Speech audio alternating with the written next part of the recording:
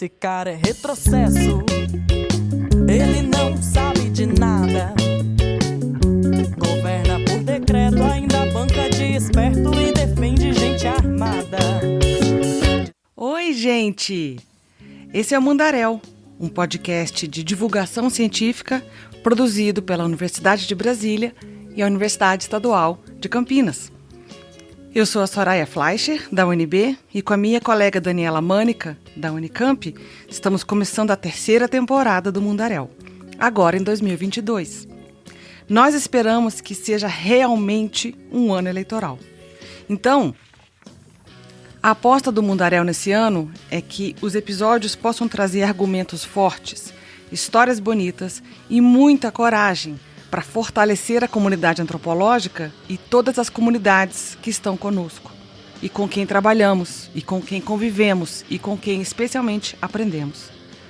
Então, uma temporada para enfrentar essas eleições, de frente, de forma combativa, ou como eu tenho chamado, de forma punk. Segura seu machista. América Latina vai ser toda feminista. Segura seu machista. América Latina vai ser toda feminista.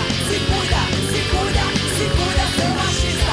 América Latina vai ser toda feminista. Nesse episódio, nós vamos tratar do tema da terra. A terra tem se constituído como um problema histórico há 500 anos nesse país, a partir de um projeto colonizador sobre esse território, sobre as suas populações, um projeto de dizimação das pessoas, das suas vidas, né, das suas tradições, dos seus sonhos.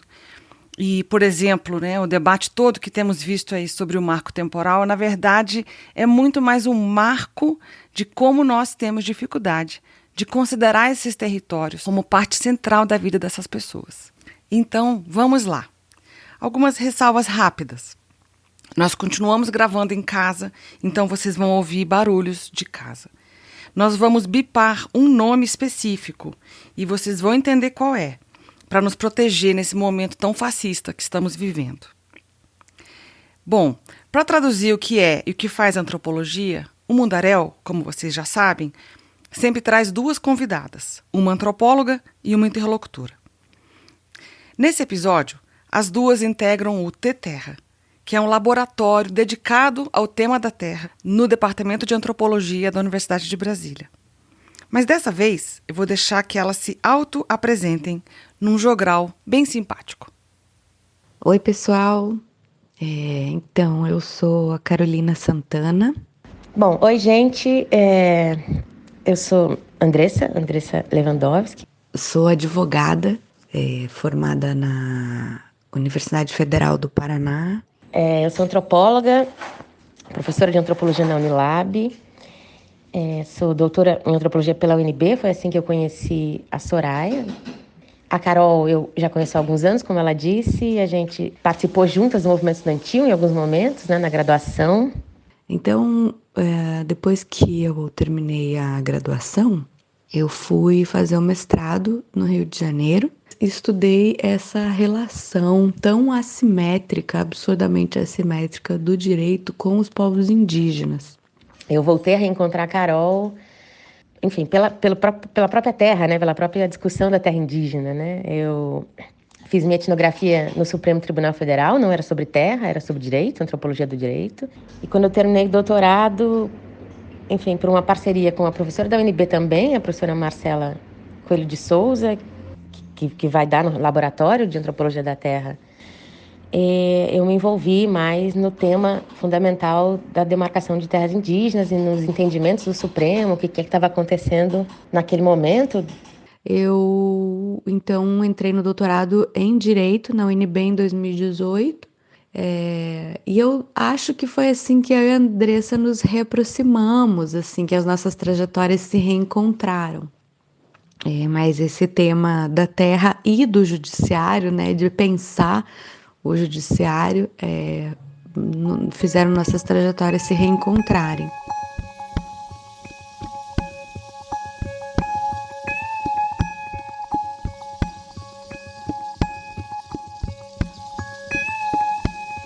Eu gostaria de começar pedindo para vocês explicarem o termo demarcação de terra. A gente ouve muito esse termo e eu acho que é importante o episódio começar com uma bela explicação do que se trata. Eu tô rindo aqui, gente, porque eu escrevi um pouco antes de entrar aqui um parágrafo para minha tese explicando isso.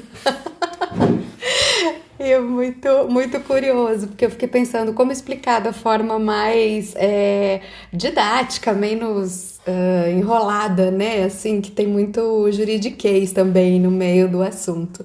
Então, basicamente, demarcação é o nome genérico que a gente dá para um processo administrativo que faz a identificação e a delimitação de uma terra indígena tradicional.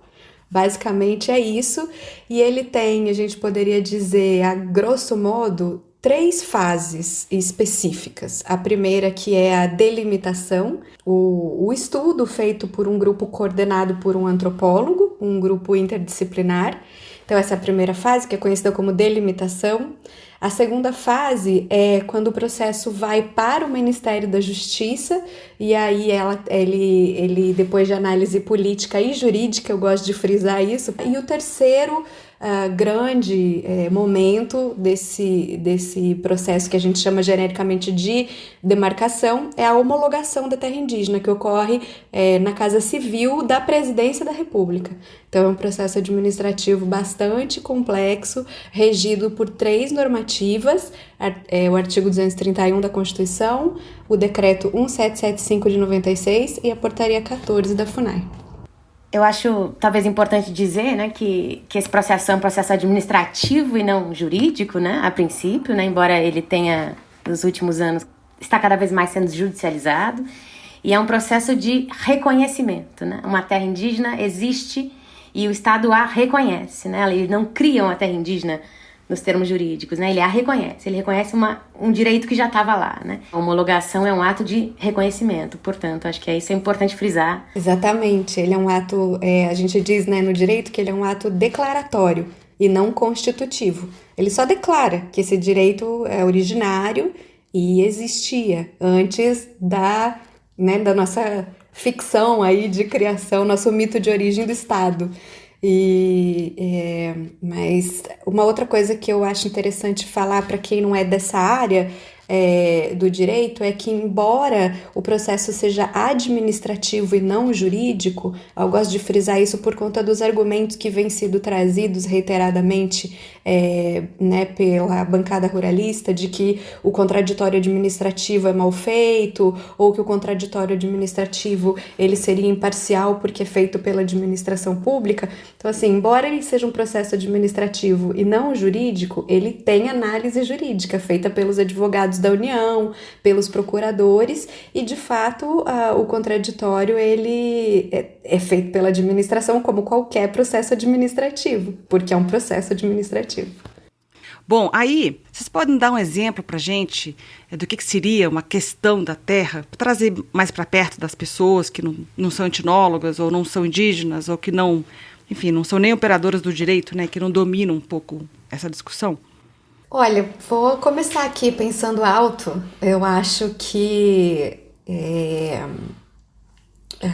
sob uma perspectiva ainda diferente, né, dessa que a gente trabalha com os povos indígenas, eu acho que tem uma questão que a gente pode colocar como similar da questão fundiária, né? Que acho que é uma das dimensões da questão da terra no Brasil, né? Uma questão muito voltada para posse, propriedade. Então, existe uma questão sobre o uso da terra, que é uma questão, assim, fundiária e que, com o passar do tempo, especialmente depois da Constituinte, né? Quando a gente começa a pensar a função social aí da propriedade de forma mais constitucional no Brasil, é uma das dimensões, eu diria, da questão da terra, né? E aí eu acho que eu vou passar a bola para a Andressa para ela falar dessa virada aí que a antropologia procura fazer. Bom, acho que a gente tem no Brasil uma configuração de povos indígenas e povos tradicionais, que são ribeirinhos, quilombolas, enfim, vários outros, né, povos tradicionais que cada vez mais reconhecem, e reconhecem justamente essa sua relação com a terra, que não é uma relação que eu vou botar aqui genericamente como proprietária, né, uma relação de abuso e exploração da terra. Então, quando aparecem essas territorialidades, o que elas dizem? Elas dizem justamente que essa relação não é uma relação extrativista com a terra. Ela é uma relação de composição, né? Os povos tanto pertencem à terra, quanto a terra pertence a eles, né? Nesse pertencimento que é recíproco, né? Justamente porque se sabe que a vida depende daquele ambiente, né? Daquela terra, né? Daquela relação imanente que se pode ter com aquele pedaço de chão, que não é só um pedaço de chão, justamente, né? Assim, é a partir desse chão que se fazem as relações de vida, né? Que criam vida a vida dessas comunidades. Então, essa é uma relação muito diferente do que a gente pode pensar numa relação de alguém que tem um latifúndio, uma grande fazenda, né? E que tem muito gado, ou que tem muita soja, né? E que essa é uma relação de exploração, justamente, né? Que se tem ali é que você usa a terra, quanto mais você puder, você abusa daquele espaço, daquela terra, porque a terra é um espaço vazio que você põe o gado ou a soja, né, ou qualquer outra monocultura, e ela vai te dar alguma coisa em troca que é, enfim, o lucro, né, assim, um básico da vida econômica capitalista, né, assim, e em contraposição a isso a gente vê emergir essas outras territorialidades que têm essa relação diferente, né? Diferente no sentido estruturalmente diferente. O horizonte não é o horizonte do extrativismo nem da exploração, mas de uma certa coexistência, né? Convivência, né? Eu posso fazer uma complementação? Que não é uma complementação, na verdade, é um testemunho. Eu acho que durante a faculdade de Direito, a gente pouco fala disso, né, que a Andressa apontou. Então, a gente tem sempre um ensino muito voltado para as certezas do direito. E a minha conexão com a antropologia, e eu acho que a antropologia me ajudou muito nesse sentido, foi a possibilidade de me deshipnotizar de uma única história, né? Como diz a Chimamanda Adichie, né? O perigo de uma única história. Eu acho que se a gente for pensar o que é a questão de terra hoje no Brasil, né? Eu acho que talvez seja a possibilidade de contar mais histórias sobre o que é a terra e ter mais possibilidades de poder conversar sobre isso e também decidir sobre isso, né?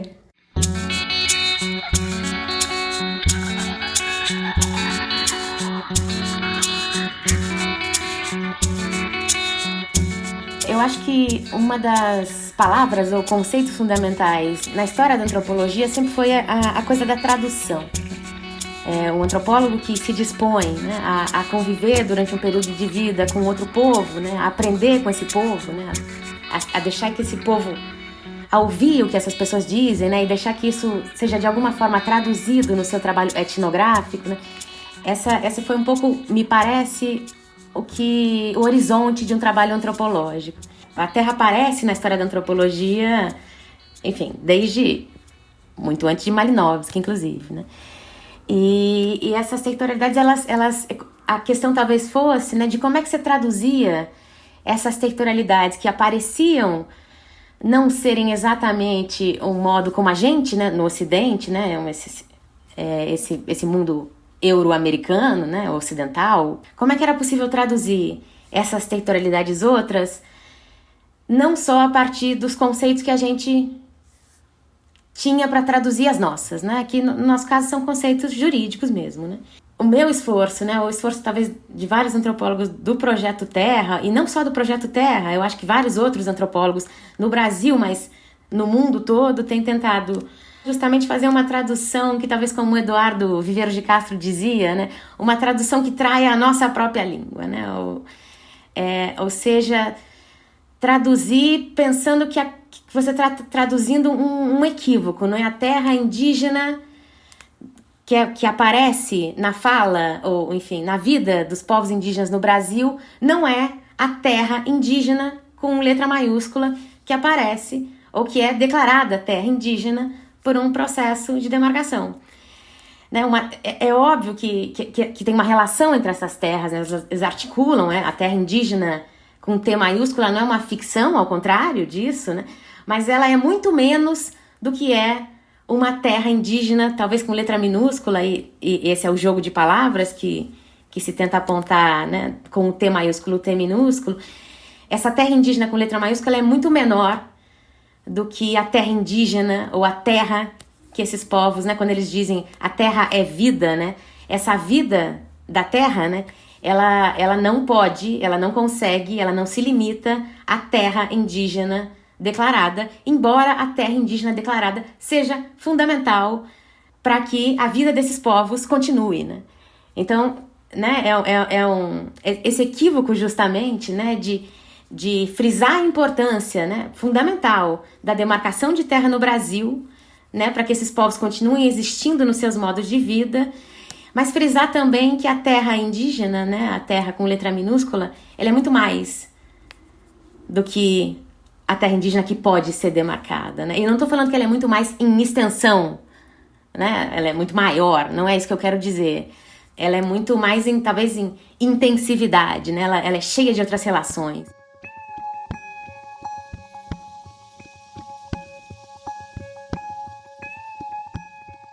Que tal você tentar nos dar um exemplo de o que os povos estão dizendo sobre a sua terra? O que você aprendeu que os povos podem dizer sobre a sua terra que vai na contramão daquilo que o próprio direito, o próprio Estado pensa sobre isso? Tem uma história que talvez eu possa contar, que no último julgamento, né, quando se tratou, e talvez a gente possa falar um pouco mais para frente, né, do que o judiciário inventou ou criou e deu o nome de marco temporal de ocupação, e que começou a ser julgado recentemente pelo Supremo Tribunal Federal, e que representa, enfim, do meu ponto de vista, um retrocesso enorme em relação às conquistas da Constituição de 88, e não só, né, dos povos indígenas, mas a gente viu nesse julgamento, que ainda não acabou, né, que ainda está em andamento, vários e várias advogados e advogadas indígenas, e uma delas, ela chega, né, e a gente está falando de um plenário virtual, né, porque os julgamentos são feitos de modo virtual, dado a pandemia, né, ela diz o que para mim foi muito bonito de ouvir, né, assim, a nossa terra é feita de animais que se veem a si mesmos como gente, e para nós eles são sujeitos históricos. É dessa terra que se trata, né, essa terra de bicho, essa terra de planta, essa terra de, enfim, de animais que se veem como gente e que, portanto, são sujeitos históricos. São sujeitos dessa história que essa terra conta. Eu queria contar uma história também. Que a Andressa me inspirou. Existe muita gente no direito que lê sobre a crítica ao direito, a necessidade do pluralismo jurídico, a necessidade de você desconstruir o direito. Isso tem muita gente que faz. Agora, pouca gente se dispõe a ler as etnografias ou ler povos indígenas, né, autores indígenas, valorizar não só as narrativas, mas esses narradores. E eu acho que isso foi crucial para mim. Uma vez eu estava na casa de uma antropóloga lá na cidade de Dourados, a antropóloga Lauriane Seragusa. Ela me recebeu na casa dela quando eu fui fazer meu trabalho de campo ali nos arredores, e tinha 2 cadeirinhas assim, sempre a postos ali na entrada da casa da Lauriane. As pessoas sentavam ali e alguém fazia um café e começava uma conversa, e dali saíram artigos, saíram ideias para as teses, muitas pessoas, né? E nesse dia eu lembro que o Eliel Benites, que é Guarani Kaiowá, e ele é professor também da Federal da Grande Dourados, geógrafo, eu falei, ele tinha ido buscar a Tatiane Klein, que é uma antropóloga que também estava hospedada lá. E aí, enquanto a Tatiane se arrumava, eu falei, eu vou começar a conversar com o Eliel aqui, vou levar ele para aquelas cadeiras ali e a gente vai começar a conversar. E ele me disse uma coisa que me marcou profundamente e que eu acho que tem a ver com essa diferença de percepção também que a gente está falando aqui. Ele falou, olha, Carol, a demarcação de uma terra indígena é a mesma coisa que você tirar uma foto de um rio. né? Que o rio ele tá em movimento, você vai capturar isso sem deixar de defender a demarcação, né? Que é isso que a Andressa está falando, essa terra indígena com T maiúsculo, aí ela é necessária e os indígenas eles defendem isso, mas isso não significa dizer que há um pleno acordo, né, de que isso seja o melhor que poderia existir, né? É o que foi possível, é um acordo ali que não tão simétrico, enfim, mas é o que foi possível. Então, quando ele me disse isso, eu acho que também foi um momento de deshipnose muito grande ali, assim, né? Porque a gente que defende a demarcação da terra indígena, às vezes a gente tem ela como a melhor coisa que existe, né? E que pode acontecer para os povos indígenas. Mas ela é só uma parcela daquilo que de fato existe ali, né? Na sua interpretação como antropóloga que está trabalhando com essas discussões, qual é o nosso problema, assim, como branco? A gente não sacou ainda que é fundamental o cuidado com essa terra, né? Será que a gente vive hipnotizado, como a Carolina falou, nessa ilusão de que a gente não precisa da terra para viver, né? Qual que é a sua percepção sobre isso? Eu acho que o debate sobre a terra no Brasil, ele é marcado por uma série de, o que a gente chama hoje de fake news, né? Uma série de desinformação. Ou seja, de a gente imaginar que essas grandes fazendas, esses grandes latifúndios que produzem soja, na verdade estão produzindo alimento. Eles não estão. De imaginar que as fazendas de gado, elas também estão produzindo alimento e só alimento, mas elas estão produzindo muito mais do que isso.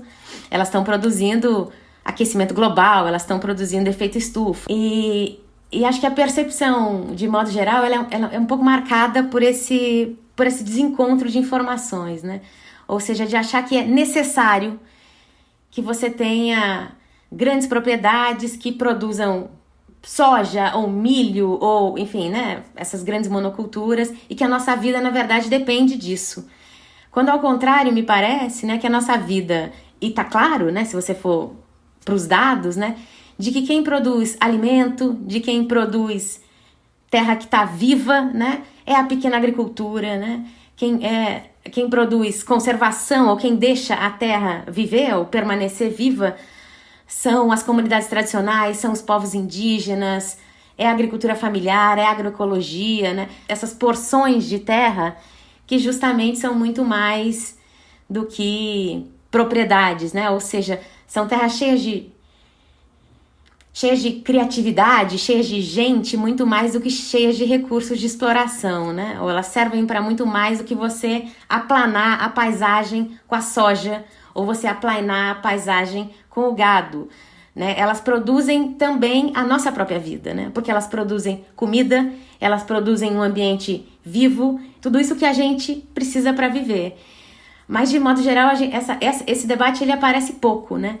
Porque a grande campanha que a gente vê midiática, enfim, dos grandes jornais é de que quem produz comida, quem produz vida é o agronegócio, né? Assim, enquanto não é nada disso, né?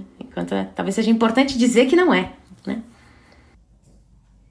Tem um vídeo muito legal no YouTube do Observatório do Clima, que eu acho ele extremamente didático sobre esse falso debate entre terras indígenas ou o crescimento da economia pelo agronegócio, né? Então, nesse vídeo, ele demonstra como isso que a Andressa está falando, se tivesse um incentivo, né, o que as pessoas costumam chamar também de riquezas da floresta, porque a linha de crédito que se escolhe numa política pública, se ela vai para a soja, se ela vai para o milho ou se ela vai para o manejo de pirarucu, ela faz diferença dentro do seu produto interno bruto, né? Faz diferença no crescimento da economia. Então, essa é uma das coisas que esse vídeo super didático do Observatório do Clima demonstra, com dados, muitos dados e fontes. E a outra coisa é que você não precisa abrir mais terras para o agronegócio continuar crescendo. Você precisa trabalhar as terras que já existem, que muitas vezes é mais barato você desmatar e partir para outra terra do que você trabalhar a sustentabilidade ali daquela terra para o próprio agronegócio poder continuar na mesma terra, né? Então, fazer essa política mais barata da terra arrasada que vai avançando, avançando, avançando. Deshipnotizar. Eu gostei demais dessa ideia que a Carolina trouxe. Elas foram desconstruindo para nós uma ideia única de terra.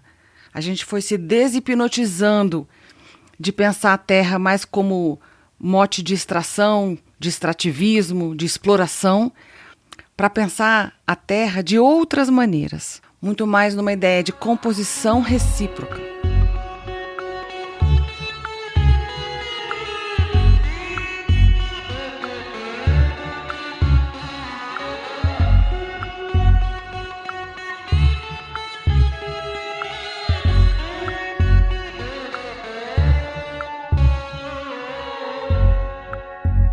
Muito bom. Nessa discussão sobre o marco temporal, a gente viu muito nas redes sociais aquele mapa do Brasil, né? Que está inteirinho colorido e escrito assim, terra indígena, né?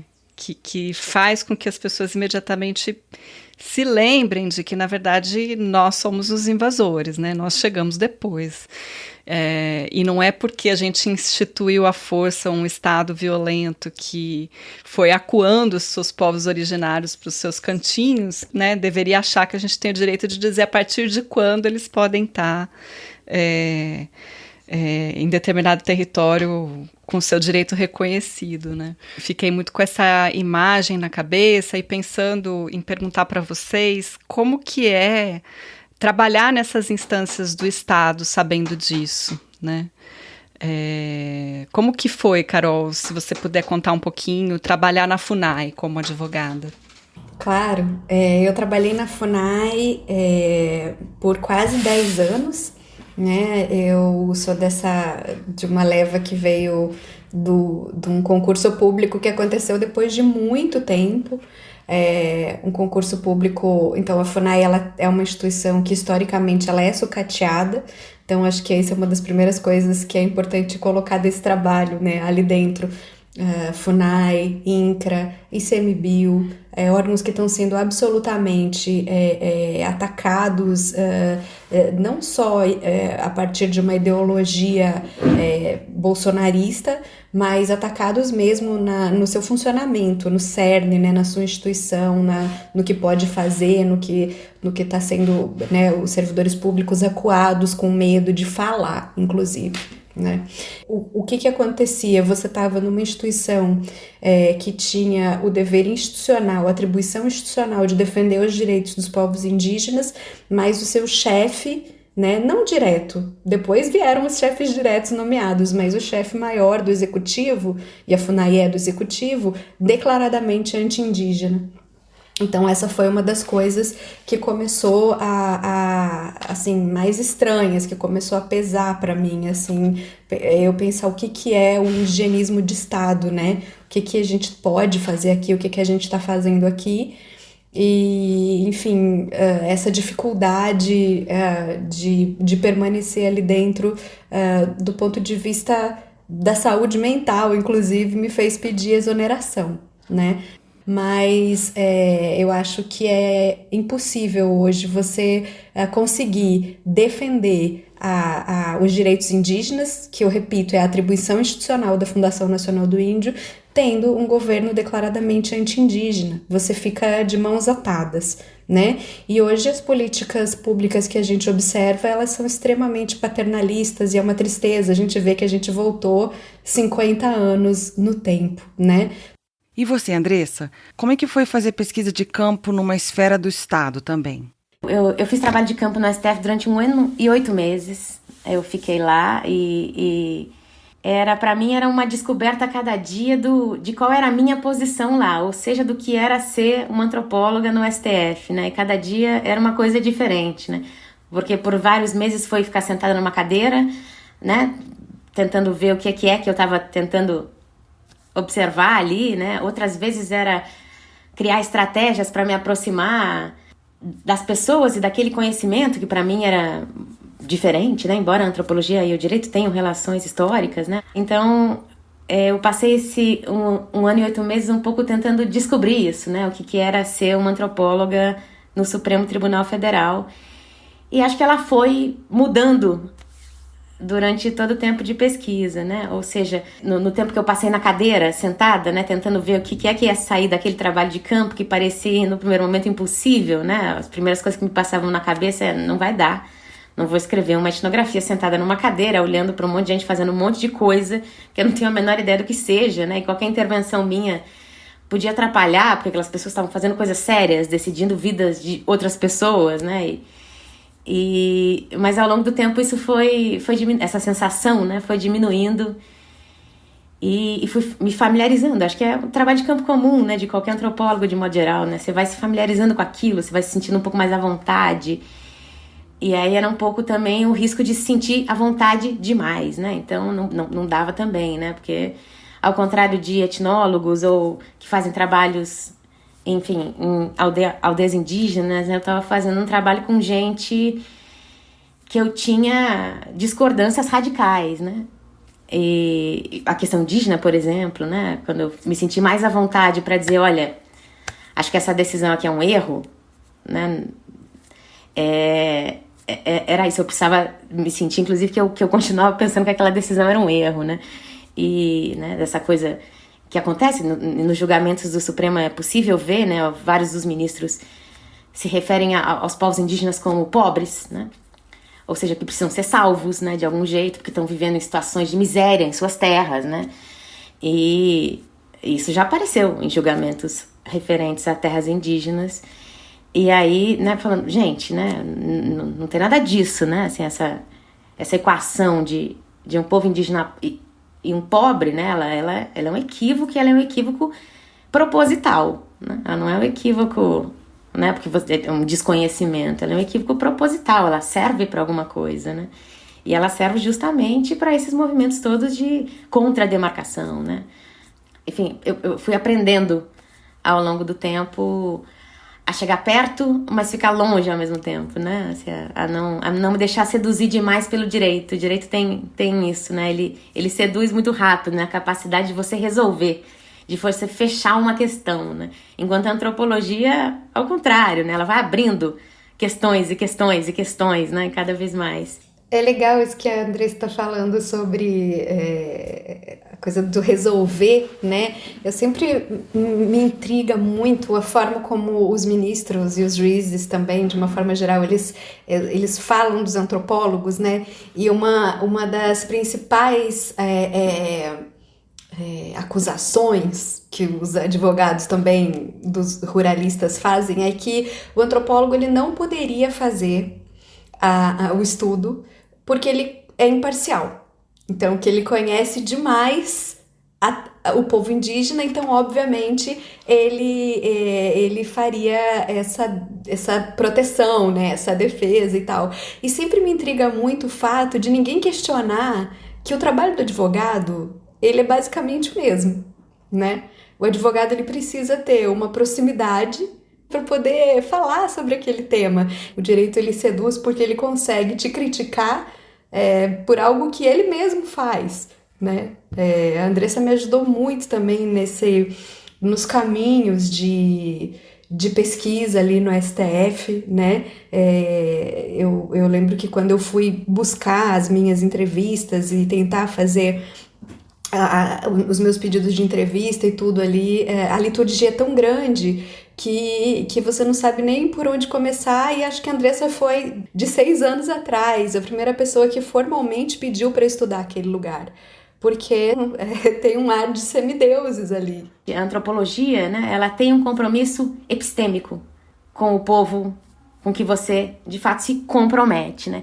Isso é lido como parcialidade no Supremo Tribunal Federal ou enfim, para o direito, né, como, enfim, uma prova que deve ser descartada, né? Então, pensar que um relatório antropológico não é nem uma prova e ele nem é parcial, né? Porque a antropologia só pode ser parcial nesse limite, né? Assim, pelo seu compromisso epistemológico com os povos, esses povos que inclusive permitem que os antropólogos se juntem, né? Ou permaneçam com eles. Eu acho que como tem bastante gente da graduação ouvindo, eu espero que a gente consiga fazer ele circular no direito também. Mas a gente demora muito para entender.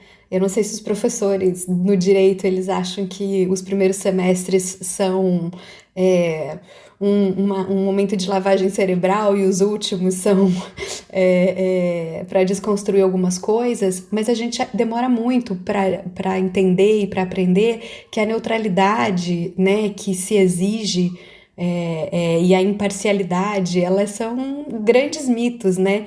Então, no direito a gente aprende que o juiz, ele é um terceiro, imparcial, e pererê, e pororó, e são muita, assim, talvez a antropologia só seja mais sincera com relação à sua imparcialidade, né?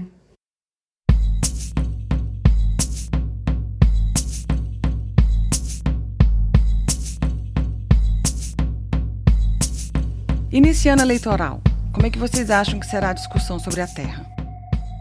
Que não é de hoje, mas a gente vê, né, com o governo cada vez mais, a importância que é o poderio, né, o poder massivo que tem o agronegócio na política brasileira, né? Ou seja, financiando campanha, ou eles mesmo sendo candidatos, né? Enfim, eles têm um poder de fogo enorme, literalmente. Então, a terra não sai, né, da evidência política, né? E a gente também é bom lembrar que durante esses 3 anos de governo até aqui, as grandes manifestações, aquelas que conseguiram uma mobilização, tanto em termos concretos das pessoas na rua, quanto em termos de mobilização virtual, foram as mobilizações indígenas, né? Os acampamentos indígenas, o acampamento das mulheres indígenas que aconteceu esse ano, né?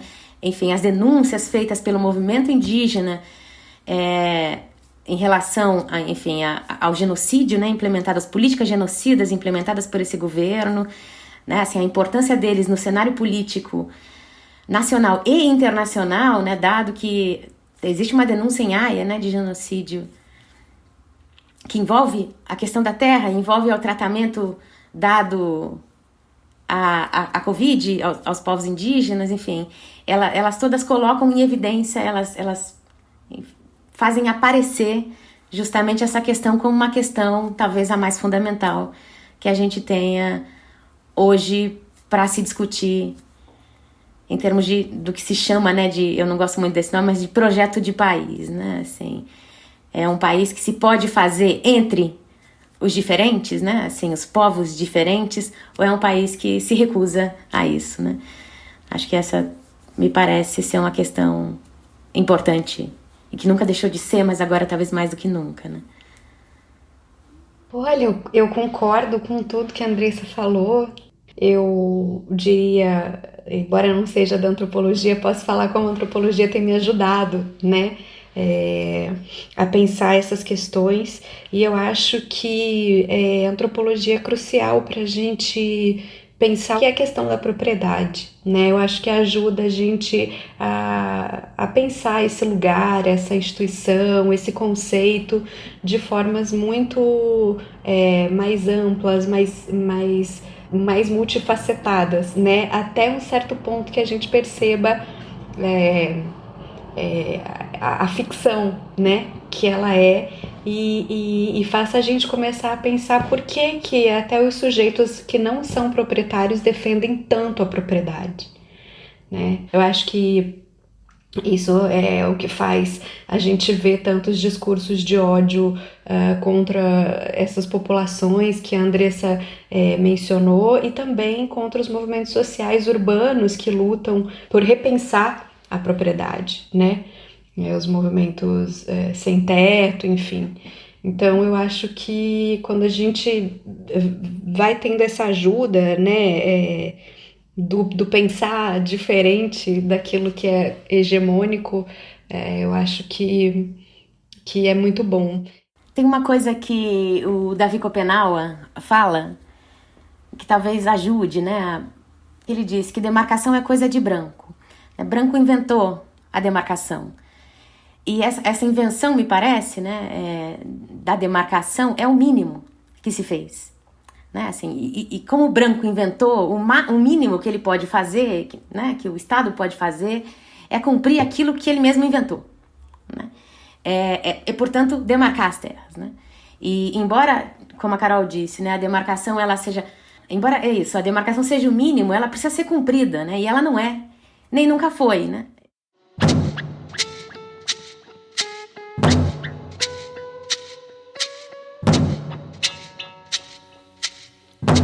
Nunca foi. Nunca foi tomada como um direito, um valor, uma centralidade para o bem viver. Nesse episódio, Carolina e Andressa reforçam a importância de somarmos as nossas vozes às vozes de todos os povos em defesa da demarcação de seus territórios. Elas são duas acadêmicas, estudiosas e também militantes, trabalhando dentro das esferas do Estado. Então elas estão trazendo as perspectivas delas sobre essa discussão. É como elas falam dessa relação com as populações indígenas. É uma fala sobre territorialidade mediada pelas duas áreas, a antropologia e o direito. Aqui nosso objetivo foi reunir argumentos para fazer uma antropologia mais forte, mais combativa. Para facilitar que esse episódio sirva na luta pela demarcação e na defesa desses povos, destaco as ideias fortes que as duas convidadas trouxeram para nós. Demarcação de terra indígena e de terra tradicional é um processo administrativo complexo, com muita análise jurídica e também com contraditório jurídico. Não é simples, não é leviano e não é um processo sumário. Envolve muita gente capacitada e competente. A demarcação é um ato de reconhecimento da terra indígena, da terra que já existe, já é usada, já é assim definida pelas pessoas que ali vivem. Terra tem muitas acepções. Pode ser pensada como um espaço fundiário, uma propriedade, mas ela não é só um pedaço de chão. Na terra cria-se a vida, numa relação de coexistência entre muitos seres. Nós precisamos de mais histórias sobre as terras, sobre as tantas relações que acontecem aí. Nós precisamos, de fato, permitir que muitas etapas de deshipnose, como chamou a Carolina, né? De deshipnose de um conjunto de desinformações sobre a terra no Brasil. E, por fim, é preciso reconhecer que estamos vivendo num tempo anti-indígena, inclusive como uma orientação do trabalho dentro das instituições que deveriam defender os direitos dessas populações indígenas. Eu quero agradecer as nossas duas convidadas por esse debate precioso. Agradecer também pela companhia da minha parceira de Mundaréu, a Daniela Mânica, a equipe de estudantes da UNB e da Unicamp que montaram esse episódio conosco, a Raia Almeida, a Bianca Lino, a Bárbara Correia e o Max Messias, e especialmente o Lucas Carrasco, que criou composições a partir da vinheta, que vai nos acompanhar nessa terceira temporada, a música da banda Gatunas, lá da Paraíba. Na página do Mundaréu, vocês vão encontrar os materiais citados nesse episódio e os créditos completos. www.mundaréu.labjor.unicamp.br. Nós também integramos a Rádio Queri Queri, uma rede de podcast de divulgação científica da antropologia. Para quem quiser conhecer outros programas, formatos e também colegas, www.radioqueriqueri.org. Um abraço bem grande e seguimos na luta.